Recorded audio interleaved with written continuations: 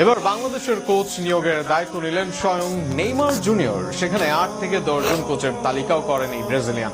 শুনতে অবিশ্বাস্য লাগলেও এমন ঘটনায় সত্যি, যে ঘটনার সত্যতা নিশ্চিত করেছেন নেইমারের ব্যক্তিগত সহকারী।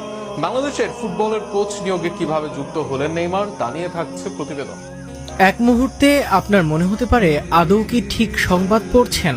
বাংলাদেশের ফুটবল আর নেইমারের আলাদা আর্টিকেল কি মিশে গিয়েছে একসাথে, নাকি এলোমেলো হয়ে গিয়েছে সব? বাস্তবিক অর্থে কিছুই হয়নি এলোমেলো। এবার বাংলাদেশ ফুটবলের সাথেই আসছেন নেইমার জুনিয়র।